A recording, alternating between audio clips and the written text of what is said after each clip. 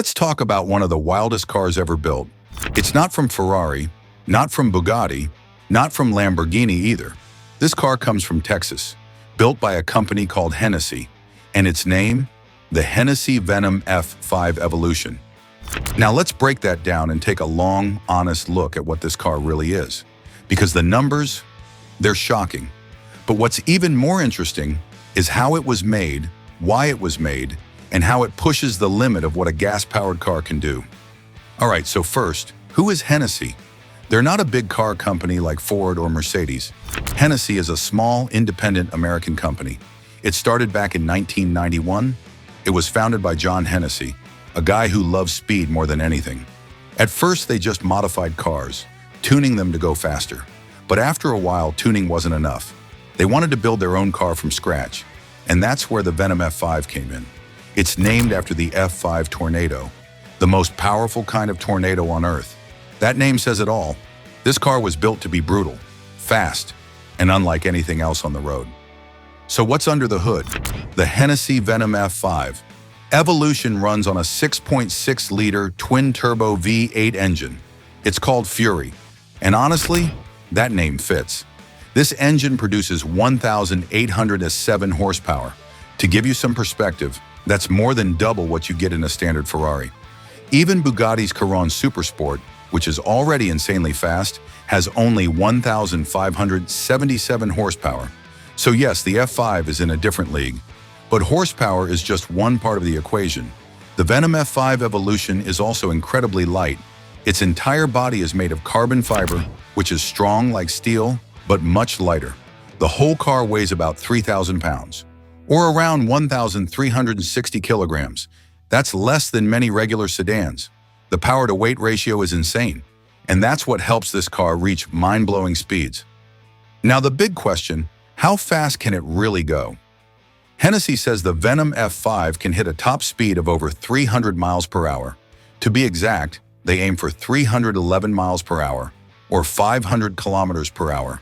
That would make it the fastest gas-powered car in the world. But here's the thing, they haven't officially hit that number yet in a confirmed two-way run. They've done high-speed tests, and they're still working toward a record-breaking run under proper conditions.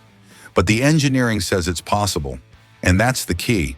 This car is designed with only one goal, to break 300 miles per hour and do it with a combustion engine. Let's talk about that for a second. In a world where electric cars are getting faster and more advanced every year, Hennessy decided to go all in on gas. Why? Because there's something raw about combustion, something old school, something loud and physical. Electric cars are fast, no doubt, but they're quiet, controlled, refined. The F5 Evolution is none of that. It's a fire-breathing beast. It screams when it accelerates. You feel every vibration. It's not trying to be smooth. It's trying to thrill. The design of the car also plays a huge role. Every curve, every vent, every surface on the Venom F5 Evolution was shaped by aerodynamics. They used wind tunnels and computer simulations to make the car as slippery as possible. It has active aerodynamics too.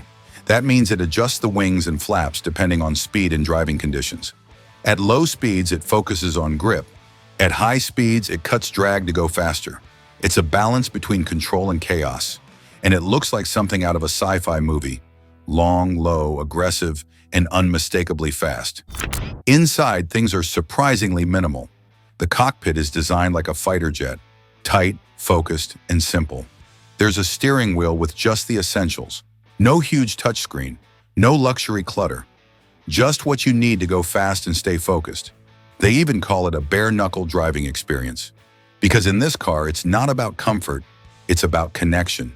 You feel the road, you feel the engine. It's driving in its most extreme form. Now let's talk about the evolution part. The Venom F5? Evolution is not the original F5, it's an improved version. It's more track-focused, more refined, but still brutal. It has better suspension tuning, stronger aerodynamics, and improvements that make it more stable at high speeds. It's the version made for those who want the ultimate edge, the most extreme gas-powered car experience Hennessy can deliver. Only 24 of these are being made. Each one is hand-built, and each one costs around $3 million. So yeah, this car isn't for everyone. It's a rare machine for a very small group of people. But even if you'll never own one, even if you'll never see one in person, the F5 Evolution matters because it's a symbol, a final celebration of the combustion engine before the world fully shifts to electric. It's one last thunderous roar before the silence of the EV era takes over. Now let's dive into what it really takes to build and test a machine like the Hennessy Venom F5 Evolution. Because building a car that could go 300 miles per hour is one thing. Actually making it do that, safely, reliably, that's a whole other story. Let's start with testing. You can't just take the F5 to your local track or open road and hit the gas.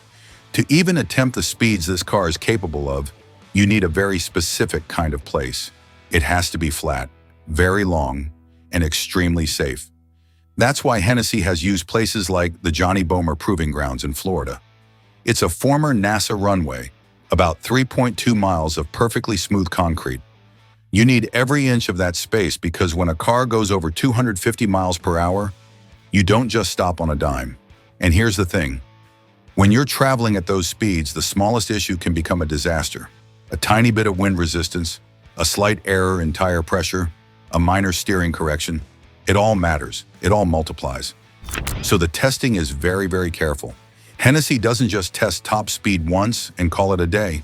They go through many stages: low-speed testing, track testing, high-speed runs in controlled environments. They log hundreds of hours of data, looking at temperatures, pressures, downforce, drag, everything. They even test different types of fuel, different tires, different driving modes. This isn't just about chasing numbers, it's about control, stability, and safety.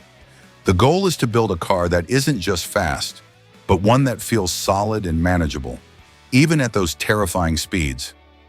Now let's talk about driving it. What's it like to actually sit in the Venom F5 Evolution and hit the throttle? Well, according to the few people who've done it, it's absolutely brutal. The car goes from 0 to 60 miles per hour in under 3 seconds. But more shocking is what happens after that. It doesn't let up. It keeps pulling. And pulling, harder than almost any other road car on the planet.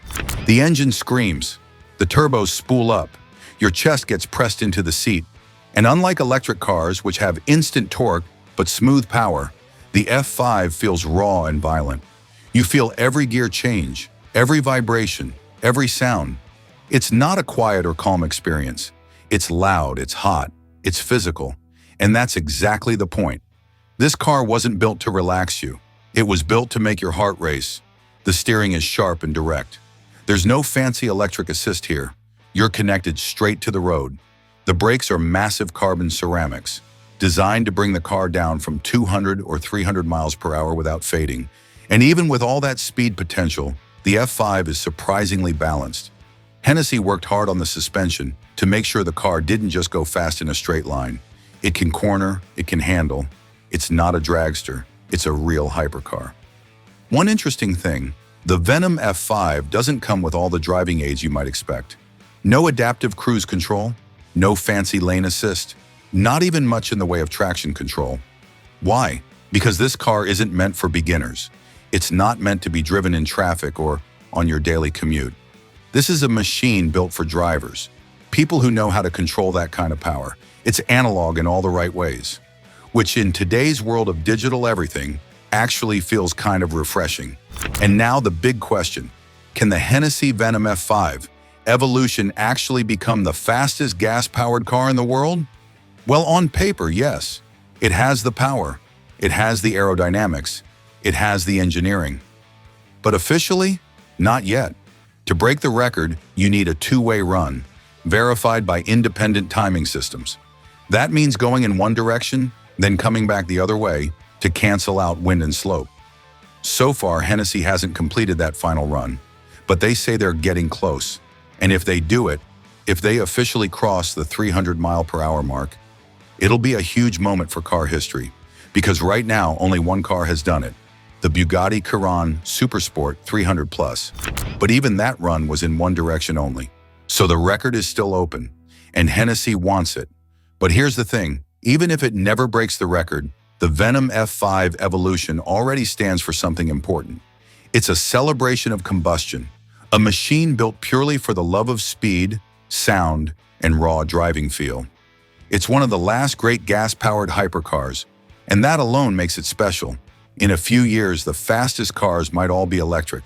They'll be quiet, efficient, high-tech. But the Venom F5 Evolution will always be remembered as one of the last, loudest, wildest gas-powered rockets ever put on the road. A true American hypercar, built not to be practical, but to be unforgettable. And that's exactly what it is. It may never be mass-produced. You may never see one on the street. But the point was never about how many people can buy it.